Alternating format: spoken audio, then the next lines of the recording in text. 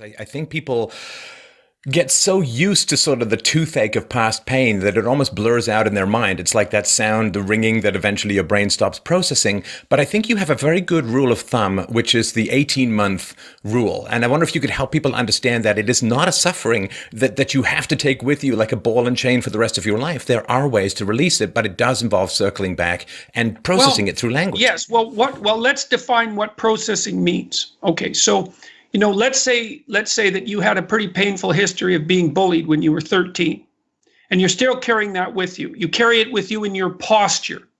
You carry it with you in your assumptions about people. This is all implicit, right? It's not explicit.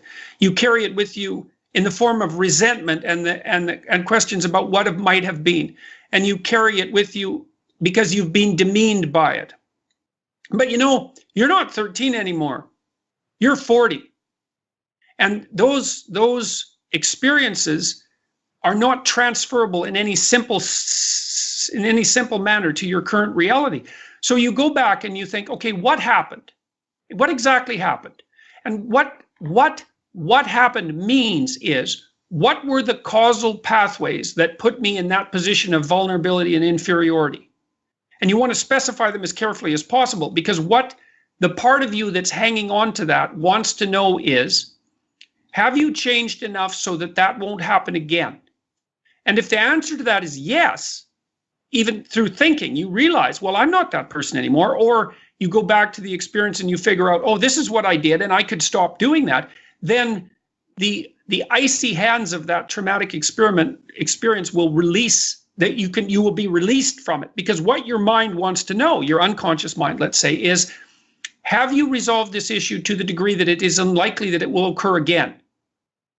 And that's what it means to have processed it. And this, I think, is really important for people to understand, that memories stick until you gain security. Memories stick to alert you to dangers that you're recreating by avoiding the history. So if you were bullied, you're going to either end up usually in the bully victim paradigm, right? You're either going to go out there and say, well, I'm going to get them before they get me, or you're going to go out there with you sort of shuffling along, staring at the sidewalk, slumped shoulders, and you're going to be inviting more bullies into your life. And so until you figure out the causality of how you ended up being bullied, you're going to gravitate to either of those two poles as either a fight or flight mechanism. But if you go back and process and figure out, okay, here's the steps that happened that ended up with me being bullied. Now I know how to avoid the bullying situation. Then that pain will recede. It's there until you listen. It speaks until you're safe.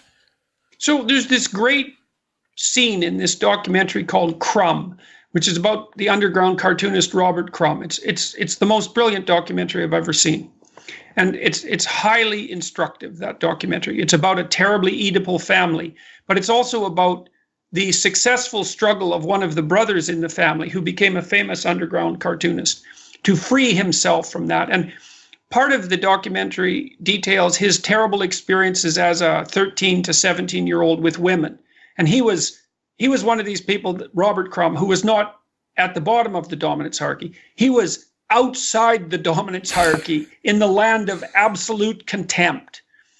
And he made this card when he was about 13 or 14 with a broken heart on it, and described his realization that he was such an outsider that he would never be successful with girls, or period, but particularly with girls. But then that freed him up, and he started to cartoon more and draw more and listen to old music, and he kind of developed his own pathway. And then he became a very successful illustrator, and then he became very successful with women. And so, but he drew this picture to illustrate what he was like when he was 13, and it's very self-critical, and he draws himself as kind of hunched over, thick glasses, really skinny, underdeveloped, weak chin, bad attitude, poorly presented, badly dressed, like a walking testament to resentment and weakness. And it wasn't until he realized that he was playing that part, and that was also fueling his rejection, was he really able to move towards overcoming it. And so partly what you want to do is to go over your past and figure out, okay, what stupid things did I do, or in what manner was I insufficient so that this negative destiny was more likely to visit me? Now, you don't assume that everything that happened to you was your fault or under your control, because everything isn't your fault and everything isn't under your control.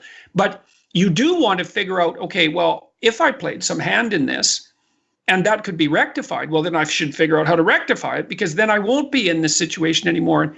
You know, you talked about the bully victim who invites more bullying. It's like, well, if you've conducted yourself in a manner such that you've attracted the attention of bullies and you haven't stopped doing that, then you're still going to attract the attention of bullies. And so your mind is very alert to such things. It's always looking for where you're weak and vulnerable and warning you about it. And it's just an alarm bell, right? It isn't necessarily a problem-solving mechanism. And so alarm bells might be going off in your head all the time, and that's very unpleasant. But the difficult process of articulating it and thinking it through can free you from that. And so that's what the path